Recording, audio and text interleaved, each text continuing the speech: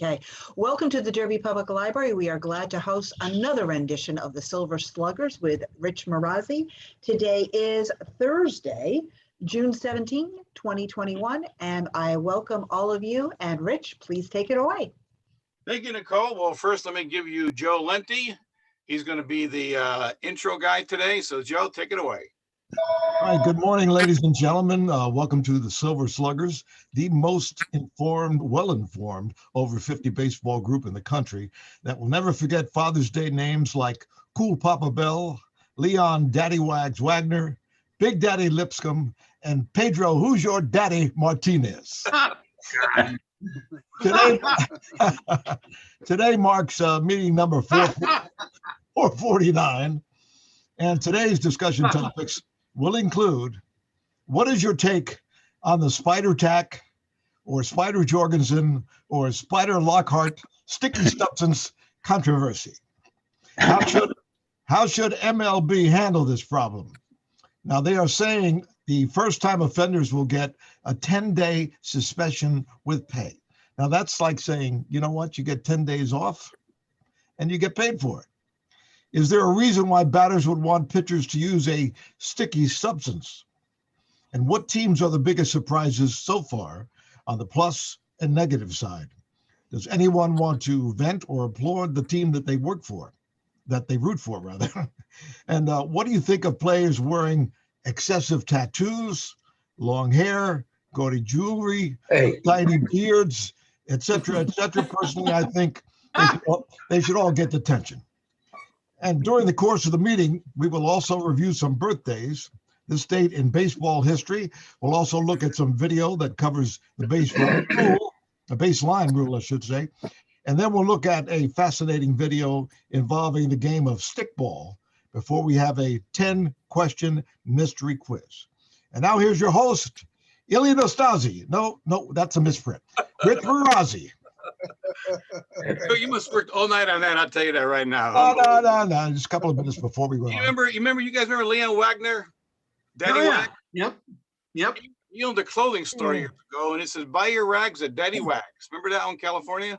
Buy your rags at Daddy Wags.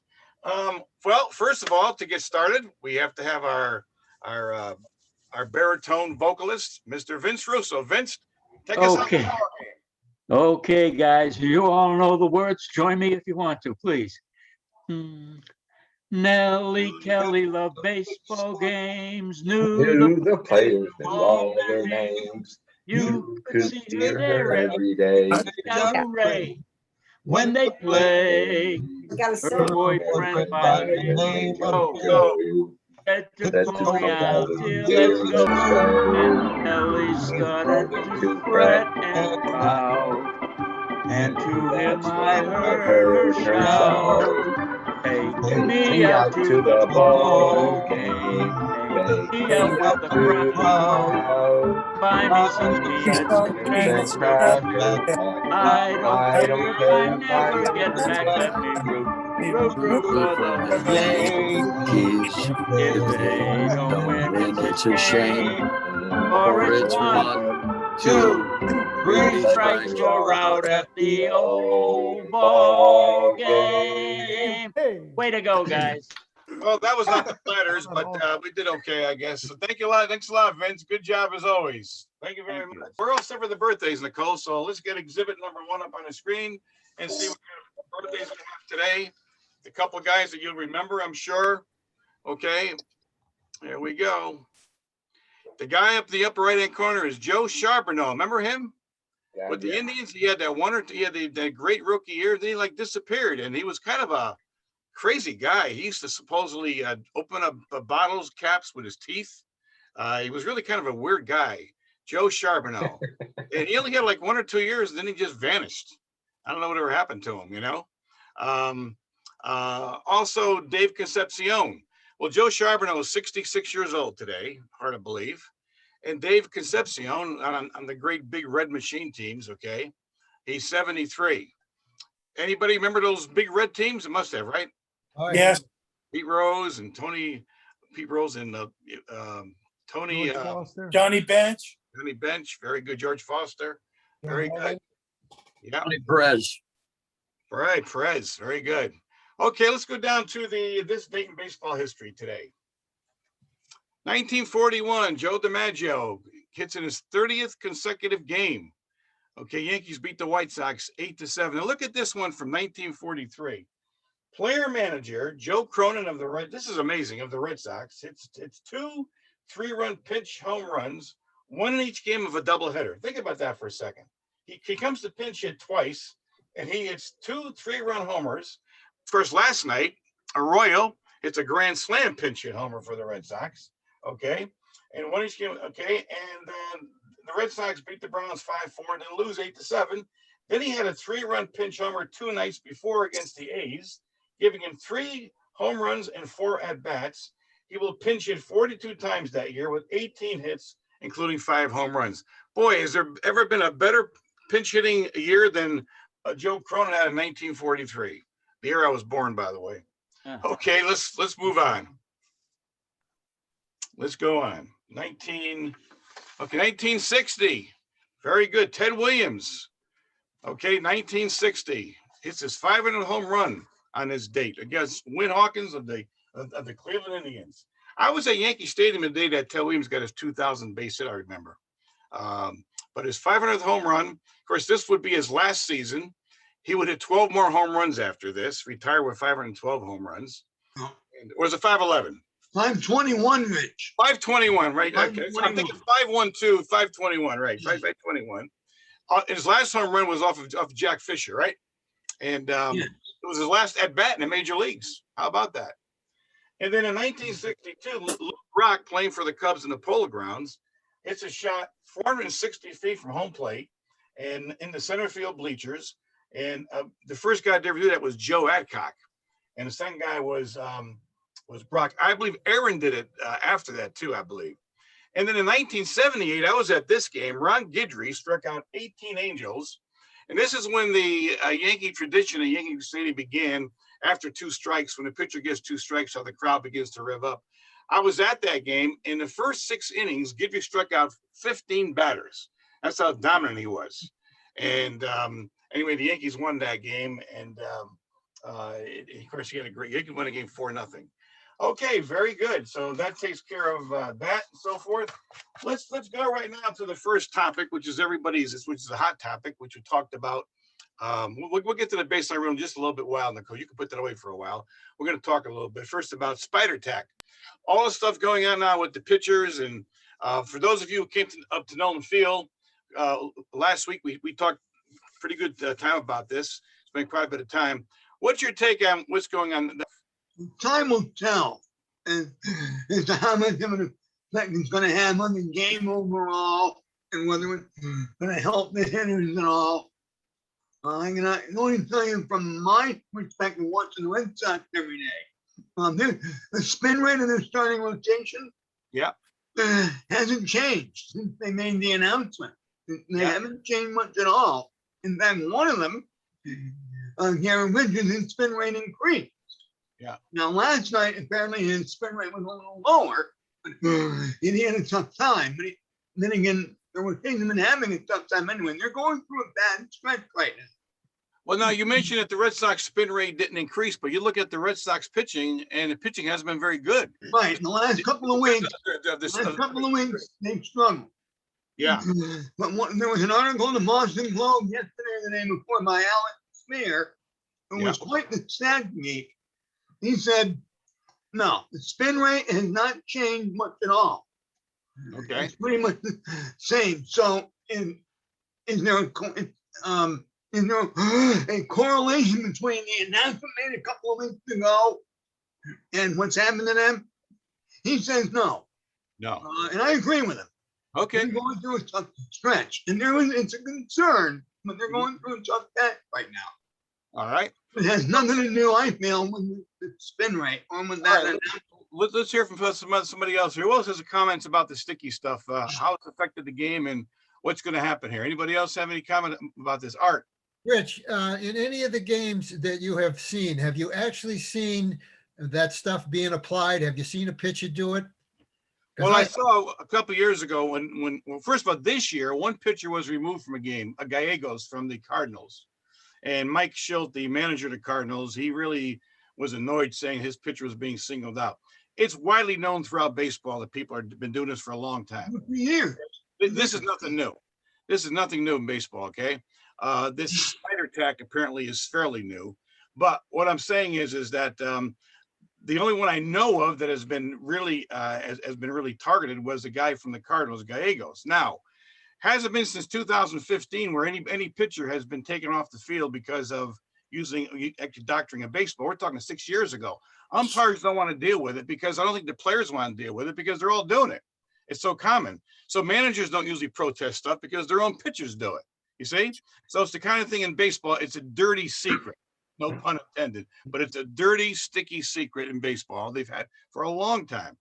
I don't know. Anybody else have a take on these? On Bill Santillo here. Bill Santillo. How are you? Yeah, I see you, Bill. Yeah, I think it's a lot to do about nothing. This has been going on for years. You know, and batters can tape their bat. They could put pine tar. So there's an advantage to grip the bat. Why can't the pitchers? Because it's going to be tough to police. It really is. I think it's a lot to do about nothing. And I just think it's going to be a crazy thing. And I think this should just blow over. Well, it is going to be tough to police. And I don't know how they're going to police it. Now, how do you see this being policed? Anybody have any idea about that? How do you see this being policed? Yes, Chris. Well, it's up to the umpires. That's a directive from Manfred. You know, that the umpires have to check pitcher at least once a game. And it's up to the umpires to do it. I just think that's a burden that they don't need. They got enough, stuff they got to worry about. I mean, this is enough trouble calling strikes and balls. Absolutely. Well, I want to know this. If the umpires check the ball, okay, there could be a little slight that sometimes it might be hard to tell. You may have to put the stuff numbers. I hate to get so deep into technology, but can you see some of these baseballs being tested in a lab to see if there was something that was put on the ball? I mean, I don't know. I mean, it could be something very slight where a pitcher can feel it, and they'll always go through changes where things are going to improve, but I don't know what they're going to do. I don't know if the umpires are going to say, well, every inning we're going to take out one ball, okay? Just like say state police have stops on a highway. Every 6th, 7th car we're going to stop, whatever. I don't know how they're going to do it. An umpire, by the way, has the right by sight to just look at the pitched ball. If he thinks the pitch ball acts too funky, he could throw a pitcher out of the game, but no one's going to do that. I mean, if an umpire does that, it's going to be a war out in the field. But the umpires can see when something is unusual. It's very common, you see. But they don't want to deal with it because so many pitchers are actually doing it. It's going to be interesting to see how baseball is going to handle this problem, and we'll have to see what happens. But Rich, if a pitcher throws a knuckleball, it's going to butterfly, correct? Yes. Yeah. Okay. So other people could hold the ball a different way and make their ball go a little crazy. So how do you differentiate between, a knuckler, a knuckle curve or something like that that's going to look a little crazy as It's whether opposed it's to sticky or not, Bill. being charged? They're gonna inspect the ball, and from what I understand, the spider tack, just it's not like you put it on and it disappears. It stays on. You have to examine the ball, right? You have to examine the ball. Yeah. Right. Yeah. But the way they're throwing out baseballs now, after every pitch, basically, it's going to be kind of tough unless they call it right after the pitch. Boom. Yeah. Okay. What is spider tack? What is it composed of? Spider tack. I tell you, spider tack was developed a few years ago by these two guys that were into weightlifting, and they and for their training they were lifting boulders, rocks. Okay. And what the spider tack did is the grip, it helped them pick up the boulders easier. Well, all of a sudden, not all of a sudden, but word got out that this stuff was a gripping substance. And before you know it, major league teams began ordering this in large volumes. So these guys all of a sudden began doing great business with the major league ball clubs. They will not mention the name of the clubs where the spider tack is going to, but it all began basically from what I've read, that these two guys, they were like weightlifters, bodybuilders, and they would train by picking up large, heavy stones. And the spider tack gave them a better grip. But once baseball players heard about this and pitchers, so on and so forth, that was it. By the way, some batters will tell you they would rather have the pitchers have a good grip because they'll have more control that way. Right. Where a ball won't actually get away from them. But let me ask you a question. How have people cheated in baseball? Someone mentioned before about batters corking bats, correct? That was cheating. Pitchers doctoring the ball. One guy who even wrote a book how he did it called Me and the Spitter was Gaylord Perry. He's in the Hall of Fame. All right. He even wrote a book. Okay. He's in the Hall of Fame. I'm sure there's many pitchers in the Hall of Fame who have doctored balls at times. Whitey Ford did. Many pitchers. And so how else have people cheated in baseball? Hey, Rich, Sign stealing, certainly. Rich, can I say? Sign stealing. With technology, with binoculars and true. That's another way of doing it. Yes. How about groundskeepers? Right. And Rich, don't forget, Vin has a comment too after. Yeah, Rich. Yeah. What I want to say is, let's look at the alternative. If baseball doesn't outlaw any kind of foreign substance on a ball, then they have to say it's okay. Mhm. And if it's okay, and it's just going to be a race as to who can find the stickiest stuff to put on the ball. We're going to change the name from baseball to stickball, or to Sticky ball. sticky ball. Sticky ball. So I think baseball is forced, they have to make a stand here. Otherwise, it's going to ruin the game. Well, certainly batting averages are down. There's no doubt about that. Okay. And if this is a part of it, then something's got to be done, because here's another problem too. How many fans who could be good fans, some are borderline fans, are going to say, you know what? I'm tired of it. First, we hear about the batters using steroids, and pitchers, by the way, use steroids too. All right. So we hear about steroids being, it was enhancers. Now we're hearing about the sticky stuff. We're going to say, what is this baseball sport? A game for cheaters? You know what I mean? That's where some people they're going to lose confidence in the sport too. That's a problem. Jim Santa Barbara. Yeah, go ahead, Jim. Baseball, a lot is determined by dollars. If the fans decide these low batting averages are boring and they're not turning out for the games, and attendance goes down because people don't like a boring game, then baseball will react. This is always the way it's been. You're not going to do anything and police it unless attendance is down and dollars are down. Yeah. Yeah. And the reason why baseball, the American League went to the DH in 1973 was because offense was down. So they right now, I think that the 250 batting average is now 200. Yeah. Part of it, look at the pitchers today in baseball. They're all thrown in the mid 90s. It's unusual to see a pitch thrown to 89 miles an hour. Okay. So we're dealing with, and everybody will tell you that the best pitch in baseball is a fastball still. I don't care what anybody says, it's still a fastball. All right.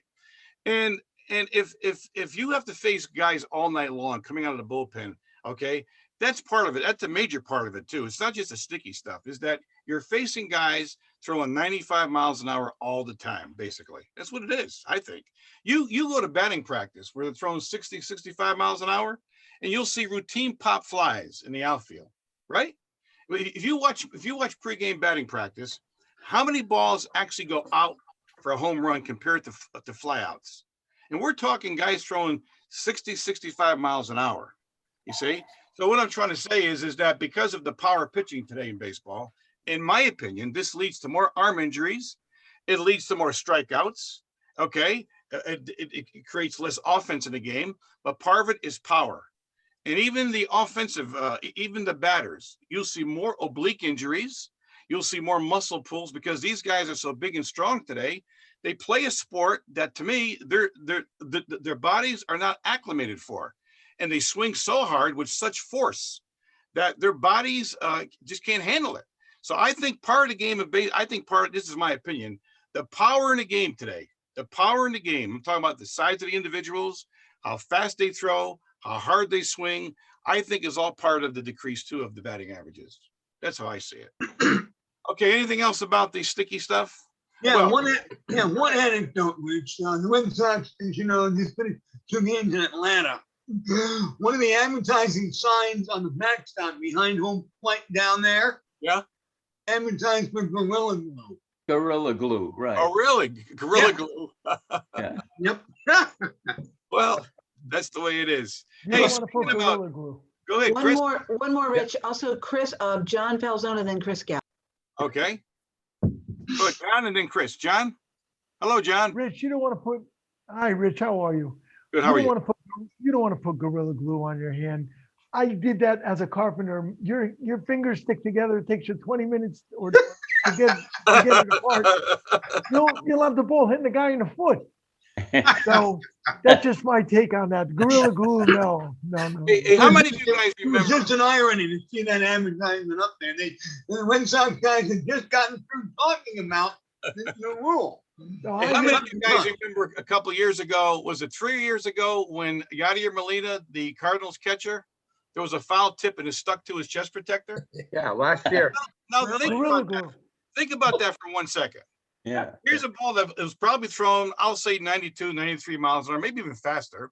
The foul tip off the bat will even raise the speed of the ball, correct? Yes. Listen, that ball hit his chest protector at 98 miles an hour, 100 miles an hour. How in God's name could a baseball stick to something where you only have this much room left, right? And Gorilla Glue.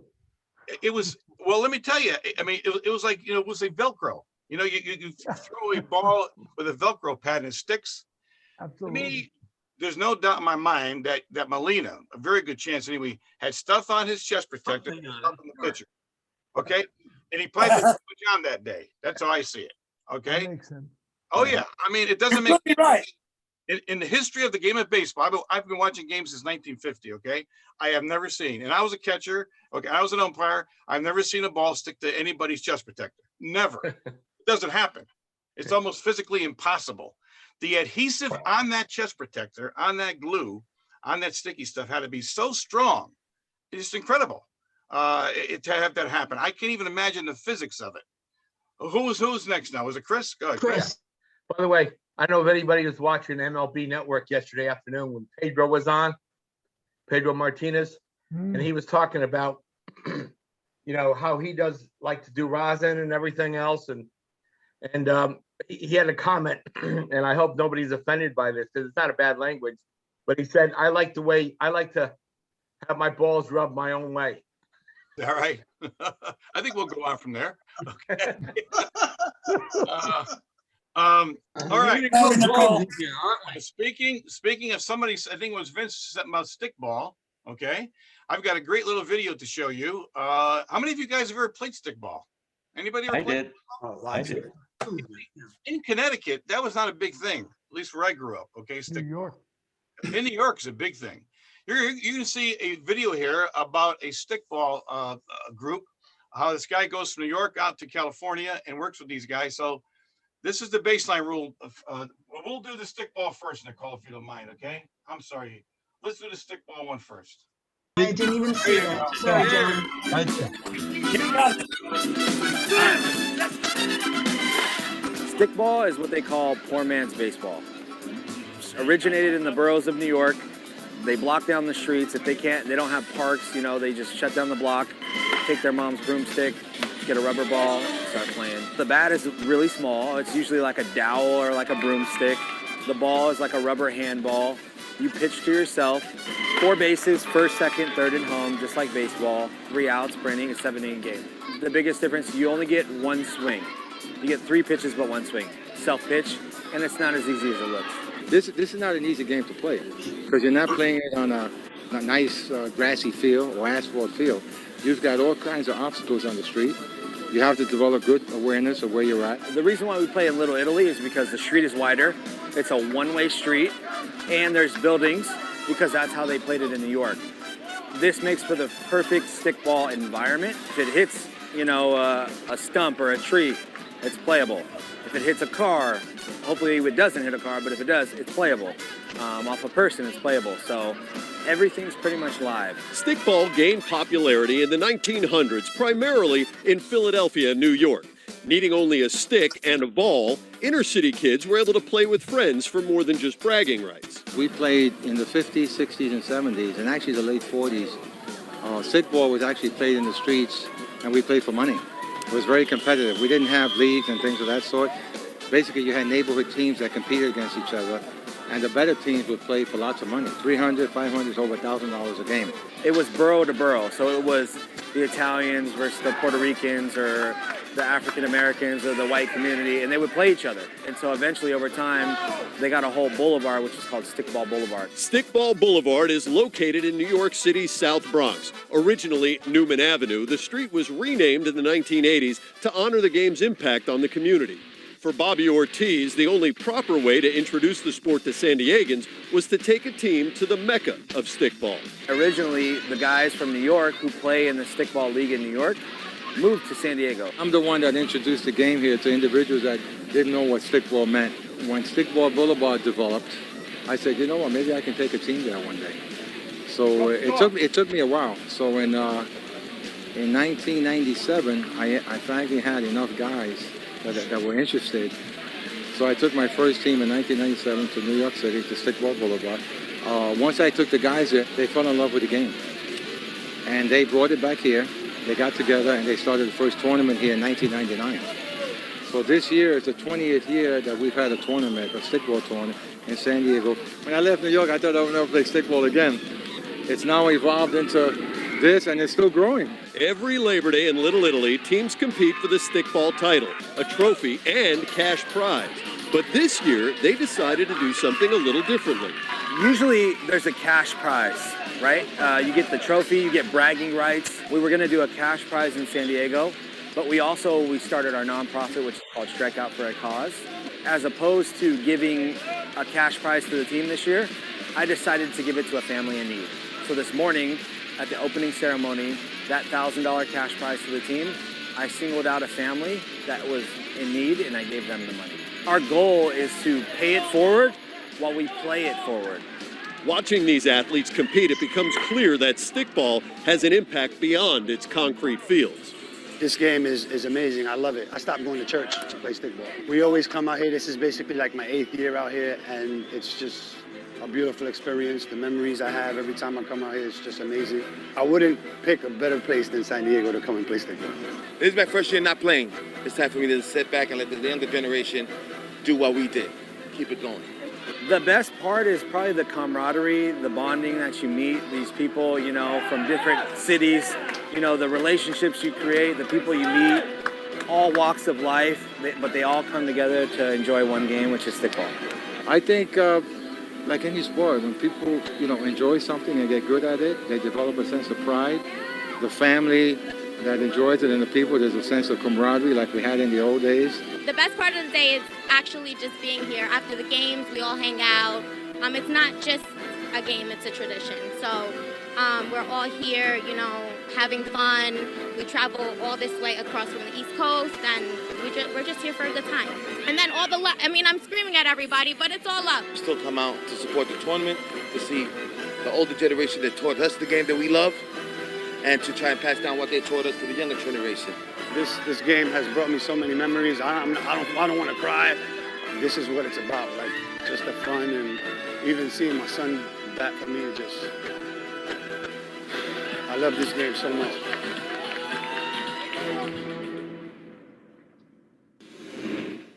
Okay, very good. Never wondered what. Hold on. I never played stickball in my life, but you guys have played. Some people have played here. I played. I Where? did. Yeah. Well, I grew up in Massachusetts and we played there. Really? Yeah. And did they call it stickball? Oh yeah, we used a different kind of ball. We whatever we had, you know, and we used a broomstick. But the rest was the same. Broomstick and a tennis ball. You know, same rules. Wow. Wow. Vin, you also played, Vin? Rich, Yeah. Rich, I grew up in the West End of Boston, and we played that on the streets. Really? Using a broomstick handle, and sometimes we used to call the ball pimple balls, the little pink balls with little pimples on them, and that's the ball we would use. And we had a pitcher. We didn't pitch to ourselves. We had a pitcher pitching that pimple ball into the bat. To the ball and then hitting it off the ground that way. Chris, you were going to say something? Yeah. I grew up in Fairfield, and it was just the neighborhood was kind of a quiet street, and we did that. You know, it wasn't a lot of guys. There was only, you know, maybe half a dozen of us, 8 guys, whatever.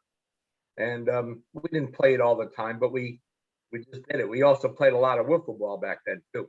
Yeah, oh yeah, play a lot of wiffle ball, no doubt about that. Anyway, Bob?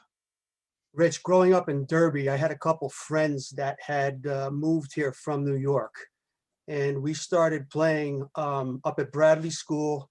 If you go up Bradley School to this day, and Bill Duggan will probably remember this, we used to play in the back or in the front. If the front was being used and there was cars in the front, we would play in the back and vice versa. And if you go into the front and back of Bradley School right to this day, you'll be able to see the strike zones we painted on the wall. You could probably still make them out. And if Bradley School was not available, we would go down to ShopRite right across from Grassy Hill Lodge and hit up towards the lodge. You'll see a strike zone there also. And we played with a broomstick and a tennis ball. And if we were running low on tennis balls, we'd just go around the corner to Caldor and get tennis balls. And when I went to Fordham, we would play on the weekends across the street at Roosevelt High School, when that was the real deal, in back of at Roosevelt High School. So those are great memories, part of my upbringing. Great. Bob, the cops are looking for you now, and they've got a video saying that you did this. Would not allow us to do that. Can you imagine what we did that? They did not bother us. They were just glad we were having fun and staying on the level. Bob, there's a statute of limitations, Bob. They got nothing on you. On Labor Day in Little Italy in New York, they have the stickball tournament. That must be something, huh? Where you go down there and go to a nice restaurant for dinner and watch a stickball game. It'd be a lot of fun. Hey, but speaking of future trips with the Sluggers, by the way, I was talking to Jack Ahern last night, and at our last Have a Catch meeting we had in Nolan Field last week, I brought up the idea to a few guys about taking a trip next year to PNC Park in Pittsburgh. It's a beautiful park. Anybody who's been there says it's the most gorgeous park in the country. Yeah. I figured it'd be a two overnight trip with a game, you know, and there's also some other sightseeing stuff we can do in Pittsburgh, but just think about that right now for the future. I think we get a pretty good turnout with that, and we'll go from there. Hey, Rich, there's a lot of stuff you can do in Pittsburgh. Let me tell you, you can go see, because I've done it.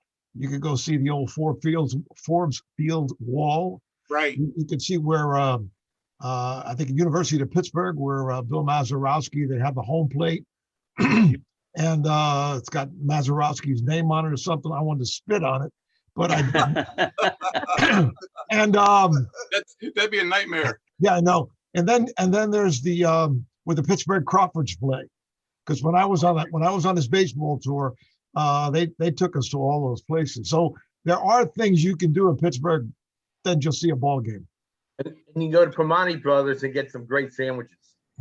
And the football field is right next door to the baseball field. So yeah, there are things to do in Ansonia if you know where to go. You know all the clubs, Rick. I know all the places. I know all the hideouts. Okay, which I'm not going to give away any secrets. Okay, hey, one of the things I want to talk about this morning, just for a couple of minutes, is this idea of the baseline rule. So Nicole, up, I guess, exhibit number 2. There was a play a week or so ago at Yankee Stadium when there was a ground ball hit to DJ LeMahieu. No, that's the mystery photo quiz. We don't want that. Okay, here we go. And there was a ground ball hit to LeMahieu. The Rays batter was Kevin Kiermaier. Okay, and I just want to straighten out something about the baseline rule. Okay, a runner never has a restricted baseline unless he is avoiding a tag. Otherwise, a runner can do whatever they want to do. So unless there's a tag attempt made, it's open game for the runner. So here you're going to see, hopefully we'll see it anyway, if we get it up there. Here you will see where LeMahieu, the moment he makes a move towards the runner, at that point, then the runner has a restricted baseline. It's a straight line to the base he's going to, and he's got 3 feet either side of that line. So let's see if we can play this. Go ahead, Nicole. All right, here you see the batter. Here's Kiermaier. You're going to see where he hits the ground ball to LeMahieu. And then you're going to see a freeze on the screen. We're going to hold it there. Okay, right there. Right at that moment, when LeMahieu was going to make a move towards the runner, the umpire makes the imaginary line. It's a direct line to the base he's going to, which is first base. And now you have to, if you're the umpire, you have to say to yourself, you give Kiermaier 3 feet to this side of the line. If he goes beyond 3 feet, he's out of the baseline. Either side. Of course, he is not going to go that way, obviously, because that's where the ball is. He's going to go away. So if you're the umpire, you have to draw the imaginary line, and that's all it is.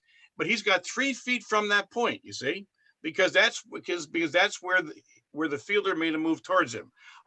Prior to 2017, the fielder had to extend the ball and glove towards the runner or ball and hand towards the runner, but not anymore. All the fielders got to do is make a motion towards the runner. Now, this is true of any of the 4 bases, by the way. It's not just from going home to first. The 45-foot box that you see there, was the runner's lane, means nothing for tag plays.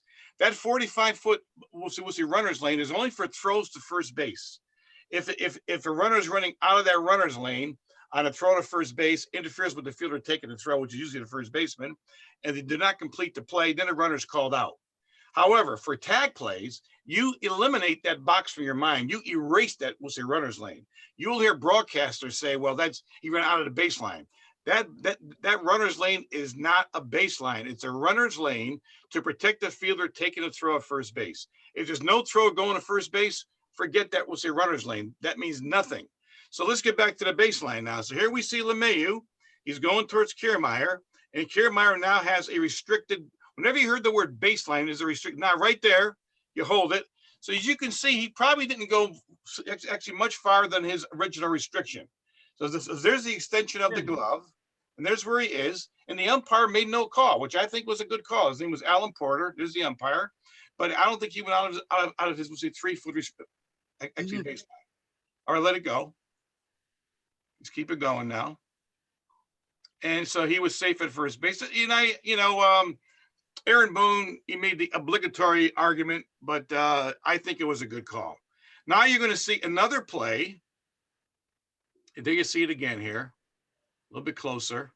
But by the time he really flares out, he's already gone beyond the tag attempt. Okay? Rich, how wide is that that dirt area going to first base? The baseline there, whatever you call it. Well, the 6 feet, right? About the dirt area between, in the runner's lane is the 3 feet. How wide is it between the two grass areas? I don't know exactly how wide it is. Probably I can't, with the size of the video, I can't tell what 3 feet is. It's probably around 3 feet. Okay. So, once again, all the umpire does is make an imaginary line. We had the benefit just now of using that red line. The umpire can't do that on the field. He makes that red line in his mind. Now, there's another play at home plate, Nicole. Do you want to get the second? We'll see link to that. There's a second link where you're going to see a Tyler Wade going home. Give me a minute, Rich. I'll get right to it. Okay, you're going to see Tyler Wade now going home. Now, my opinion over the years, the catchers, how many times have you seen a runner going home make the polar route around the catcher? Okay, then he tries to slide in. Suddenly you have a no tag and a no touch. Well, it's the same baseline rule. The moment the catcher makes a move towards the runner, at that point, the runner going home has a restriction. It's a direct line to the plate. Yeah. And he's got 3 feet to the side of that line. And here the umpire will call Wade out. So if you see this, okay, now watch this play.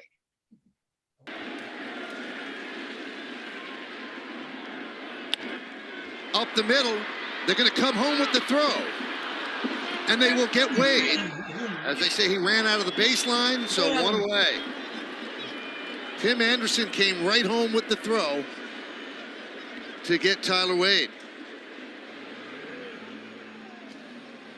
Tyler Wade going on contact, and with his speed, Tim Anderson has to do everything he can to make a good throw right over pitcher's head.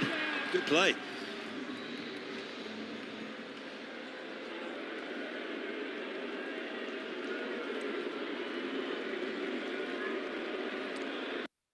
See right there. Okay, good enough. Anyway. Very good. So I want you to understand that whenever you hear first of all, a lot of broadcasters are very confused about what the baseline rule is, and they give a lot of misinformation. But when you're watching a ball game, remember one thing, that the runner only has a restricted baseline when the fielder makes an attempt to go towards the runner. And at that point, you've got the 3-foot situation to go either side of that direct line to the base he's going to. Okay? Are there any questions about the baseline rule before we go farther? That's it. Very simple, right? Good. Okay, good. Now let's go to the teams that you people follow every night. Okay. I know we have a lot of Yankee fans here, Red Sox fans. Let's go to the Red Sox first. The Red Sox only one game behind this morning of the Tampa Bay Rays. There is a team that most people figured for fourth place this year because of their pitching and situation. I said early in the year that they're going to be a good hitting team. However, there are some cracks in their pitching lately, something to be concerned about. What's your take on the Red Sox? Anyone want to speak about the Red Sox? It's only June. You don't get overly excited right now. Right. See what happens. The way I look at it, every year, after the All-Star break, then you start to ramp things up. You start saying, okay, come on, let's get on with it. And from the 1st of August on, if you're in the middle of it, and they will be, they'll be in the middle of it, then you say, all right, and every game takes on more meaning. That's how I look at it. But it's only the middle of June. You don't get overly excited right now. One thing for sure, though, J.D. Martinez is back this year. That's one thing for sure. He makes a big difference in that lineup. And you got Bogarts and you got Devers. I think it's probably the best shortstop third base combination, at least offensively, probably in the game. Those two guys are very good hitters. And if you watch Devers, he'll hit the ball to all fields too. He's a very, very, I think, smart hitter.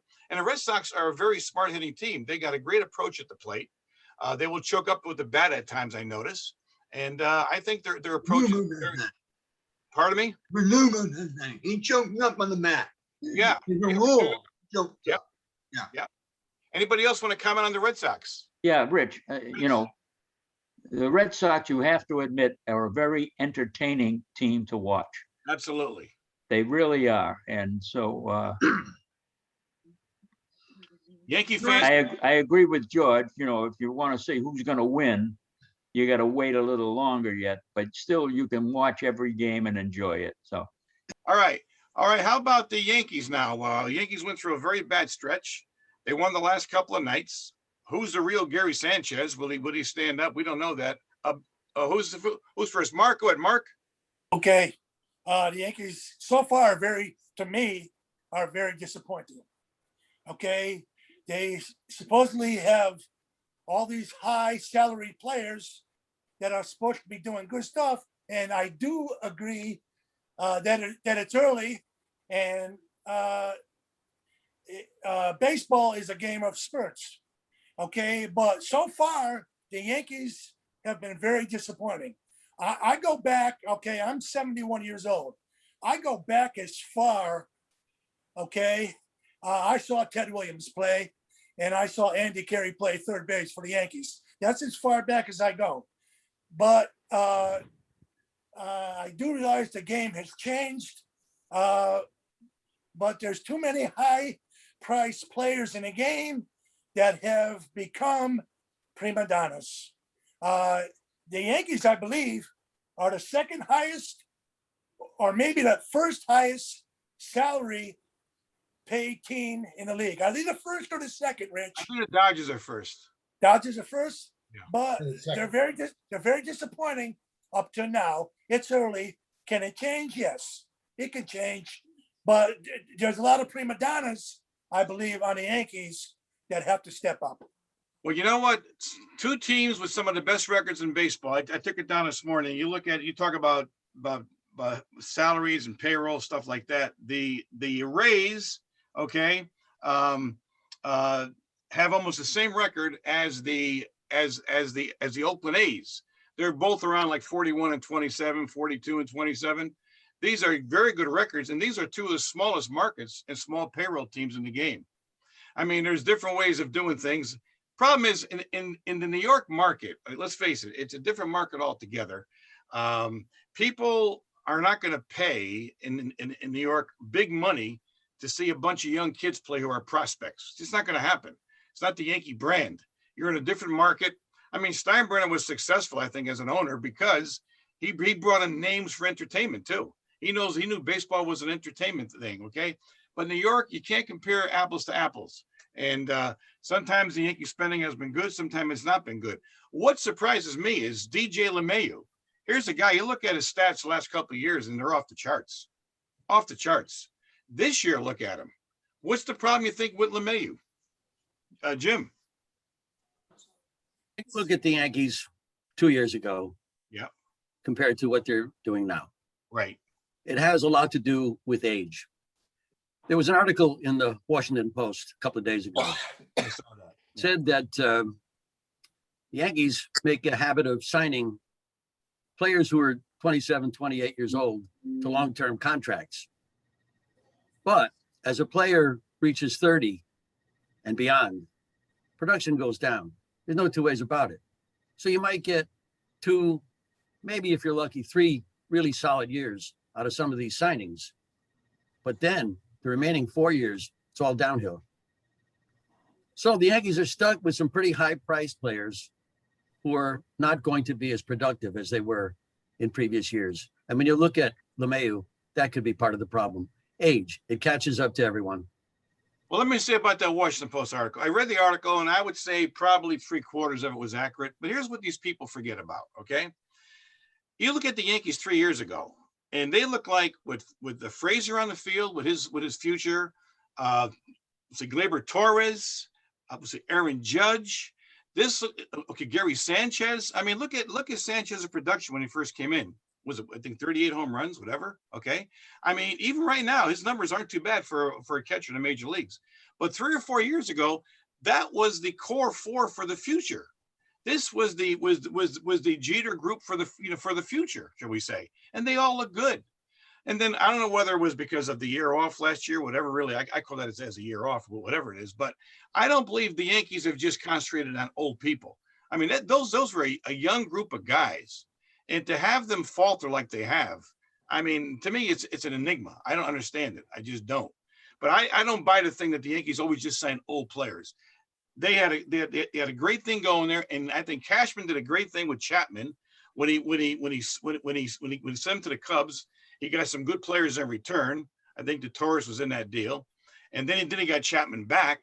They were set for the future, and they still may be. I wouldn't get crazy yet that they're all done, but I don't buy the fact that the Yankees just sign old people. I just don't buy it. Okay, and well, they don't sign them when they're old. They sign them when they're 27, in their prime, 27, 28. And then they get old. Well, how about Sanchez, Torres, Judge? These weren't old guys when they signed them. These are young people. And by the way, I want to say one other thing about the writers, okay? Almost every baseball publication that I know of, okay, preseason picked the Yankees to finish first, correct? Am I right? Or now, let me ask you a question. When the writers pick a team to finish first, what are they looking at? Can we tell me? That's history. No, I don't agree with that, George. They're looking at their roster right now. Potential, Rich. What's that? Potential. Potential long run. Okay. That's what they should be looking at. You look at the roster, the way it's constructed, you look at the pitching staff, and you say to yourself, you know what? Based on what I could see, based on their baseball card, okay, based on their stats, this is what they should do. Now, if the Yankees were so poorly put together, they would not be picked to finish first. So my opinion is, I put the blame on the players, not the ownership or the manager. They're just not doing the job as expected. That's just my opinion, Joe. Obviously the onus should be on the players, but I look at first of all, the other night was the first time I looked at the standings in a long time. Yeah, the Yankees were like 9 games behind Tampa. And I said, holy mackerel, 9 games. I mean, you're about 3 weeks away from the All-Star game. Right. And, I feel the same way. You just need to be close up until the All-Star break. And then you got to make your move one way or the other. The good teams will make the move. The bad teams are not going to make that move. But the Yankees, to me, watching them this year, I said to myself, you got 3 guys in the outfield that should be designated hitters. And you can only have one designated hitter. I mean, you got Judge, you got Stanton, who is a designated hitter, and you got Frazier. I mean, out of all those guys, I mean, I don't know. To me, they're not an outfield to me. They're 3 designated hitters. I wouldn't trust them in the outfield. The only guy to me that plays the outfield well is Brett Gardner. To me, I think at the All-Star break, they need an outfielder. They need a good outfielder. And pitching, obviously, you knew going in, it was a question mark behind Cole. It still is a question mark behind Cole. Kluber's gone. We don't know when he's going to be back. Severino, we don't know when he's going to start the season. You know, and the rest of the guys are question marks. It's just, you know, to pick the Yankees to me this year, you know, I don't care if you're a sports writer or not, just take a closer look at them. It doesn't make any sense, you know, and you've got Sanchez, who a lot of people think, well, okay, he's a great hitter. So everybody, you know, when he hits the ball, he's great. When he doesn't hit the ball, he looks terrible. Or if he plays terrible defense. Last night, I give him credit. He played great defense and blocking a lot of the balls from Chapman. He's played great defense most of the year. Yeah, well, you know what? And also, he's got a target on his back. I still think LeMahieu, like you take a guy like them, they've been moving him all over the damn place. LeMahieu's a good ball player. They should have him at second base and leave him there. And whoever plays first base plays first base. Leave Urshela at third, Torres at short, get LeMahieu on second base. Maybe that'll clear his head a little bit and get him hitting where he should be hitting. Joe, you say whoever is first. What's his first name? Joe whoever? I mean, who is this Yeah, guy? it's Joe whoever. Basically, it is. Whoever. You got somebody there. You got Luke Voigt. You got this other guy that just came in. What's his name? Starts with a G. Well, Luke yeah, they got the new kid, Gitney. Or is that his name? I think his name. Yeah. I mean, it's like there are people playing out of position, no doubt about that. Too many people playing out of position. I think Judge is a capable outfielder, and I also think we'll see Frazier is too. I don't think their outfield's a problem. No, they're capable. I would say they're not good. Come on, Frazier made a few good plays, but he really looked like he didn't belong out there a couple of years ago. and Judge, sometimes you look at him and you're saying, okay, you don't want to hurt his body, you don't want to do this, you don't want to do that, but come on, there are plays he should have made. I think Judge is a better than average outfielder. What's that? I mean, I think for a guy 6'8", he can freaking move. And I think he plays a damn good defense. He's got a great arm. I agree. I disagree with you about Judge in the outfield. Okay, let's go to the Mets right now. I know there's concerns about DeGrom, but you know what? You talk about DeGrom, but you also have Walker, who's pitched very well. You have Stroman, who's pitched very well. But because DeGrom is having an historic year with the ERA, was at 0.54 right now? 0.54, I think it is. You forget about the other guys. The Mets are really, they're a team under the radar. Right now, they've got a great nucleus of pitching. Who wants to talk about the Mets? John? Rob's not here. No, we're doing good. Pilar is amazing. He gets a broken nose. He comes back. He begs back into the lineup. Just a good player. They got a lot of good young players. Even if they're not young, they're new and they're very good. Those guys are going to have to fight for their positions when they come back. And I think that that's what's keeping us alive. The DeGrom thing, I just hope for the best with him for his health. He's got 3 things wrong with his shoulder, his arm, his obliques, not his arm, but his shoulder, the obliques, and there was something else. And Diaz, so I hope he gets okay. Yeah. And I mean, they've got a good bullpen. Right now they got it all together. They got a lot of injuries to the Mets. The Mets had a lot of guys out this year too, and they still overcome it. It's like next man up, you know. Yeah, so they're up in front of by 5 games right now. They're 5 games in first place, the Mets. And I see David Hyde down here. David, how about your Dodgers? Are you surprised that the Giants are in first place this morning, or what? Oh, absolutely. Absolutely. I'm surprised at the Giants. They to me, they're the most surprising team in baseball this year. I don't think anybody had thought at this point in time the Giants would be leading the National League West. So I keep waiting for them to collapse because I figure, but they keep going. So they're rolling along. Yeah, their 18 games were a 543-25. The Giants that's the beauty of baseball. I think right now there's a lot of parity in the game, and I do think that nobody should get too excited yet about where the team is. But although maybe I shouldn't be surprised at the Giants because they hired their general manager from the Dodgers. So I guess he learned how to build a good ball club. I guess so. Well, the Dodgers are only 1 game out, right? 2 now. They lost last night. Yeah. Okay. Well, that's right. They're 41-27. The Giants 23-25. Yeah. Very good. I'm surprised about the Padres. I thought they'd be a little stronger than they have been. They get off to a good start, then they kind of stumbled. Yeah. They're going through a tough time right now, but I think they'll right themselves too. So. Now, do you see most Dodger games, Dave? You live in Shelton, right? Yeah, no, I haven't seen too many of their games. So yeah, they're obviously hurting right now, the Dodgers, you know, as so many teams are, but Muncy's out, Seager's out, Bellinger's out. So 3 of their top players are out right now. And all right, guys, we gotta start winding up. We got to go to our mystery photo quiz to kind of cap off the day. Let's see what kind of guys, what you can recognize. Who's number one? Who's that in the phone number one? No, it's Jerry Lumpy. Jerry Lumpy, very good. He wore number 11 back in the day. Jerry Lumpy. You remember Jerry Lumpy? You go back a little ways. I heard Mark before mention about Andy Carey. My first third base with the Yankees were Billy Johnson and Bobby Brown. When they used the platoon. Okay. Oh, his name on the glove. Yeah. Okay. All right, go to number 2. That's who's number 2 here? Ted Lepsio. Very good, Ted Lepsio. Remember, he came down to Derby years ago at a sports night, and I remember meeting him. And I asked him, I said, Ted, how do you improve your arm? I was a young kid then. He said, swing a weighted bat. Good guy, Ted Lepsio. Okay, number 3.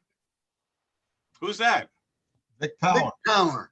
Very good. One of the great fielding first basemen of all time, and came in up with the A's.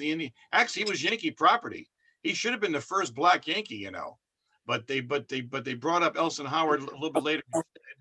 There's various theories why Power wasn't the first guy, but a very, very engaging guy. I sat with him years ago at a bar in the Philadelphia area at a old Philadelphia A's reunion, and wonderful guy. Vic Power passed away, but a great fielding first baseman. Who's number 4? Who's this? Wally Moon. Wally Moon. Remember his moonshots at the LA Coliseum in 1959? Yep, I saw some of them. You did? Yeah, I was in the Coliseum. Oh, you were, huh? Oh yeah, 7 days in a row. I was in the Coliseum. Wow. What was the distance? It's like 250. 250 down the line. Yeah. I forgot how high the screen was.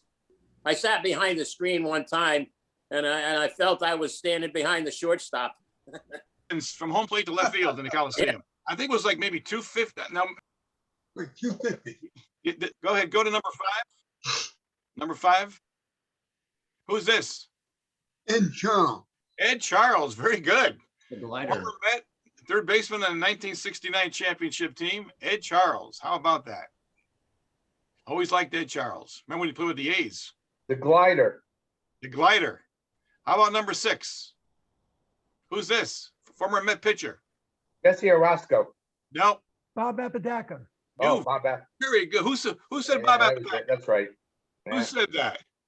He knows. John Falzone said that. John knows his Mets. Very good, John. Bob Apodaca. Very good. Go ahead. How about number 7? Who's this? Bobby Grich. Bobby Grich. I like that mustache, man. You get that mustache. Look at that mustache. He'd be involved today. Bobby Grich. Angels, Orioles, good second baseman. How about number 8? Who's that? Oh, Butch Weiniger. Very good, Joe. Butch Weiniger, former catcher. He looks like he could play in the Babe Ruth League there. Look at him. Yeah. Young kid. Look at Butch Weiniger, former Yankee also. Nice guy. Switch hitter. How about number 9? Who's that? Hermack. Ken Hermack. Ed Herbeck.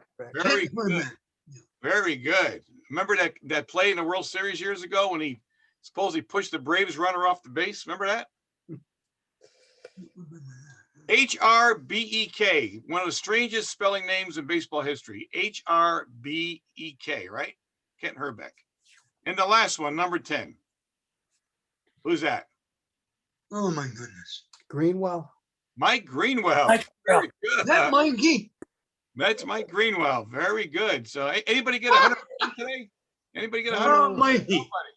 All right. Okay. Well, I challenge you. Hey, guys, thanks for joining us.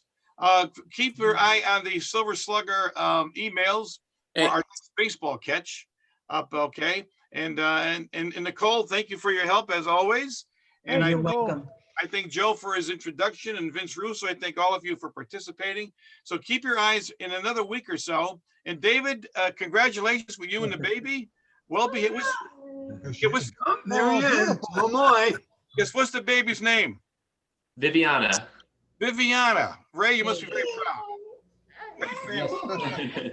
Very good. Go and get her a Yankee pinstripe suit, right? Oh, yeah. You already got your Yankee gear. Don't worry. Oh, I already got. I can see your DNA is already Yankees. All right, everybody, have a good day. We'll see you soon. Thank you, Okay, everyone. take care. Very good. Okay. Bye-bye, fellas. Thanks.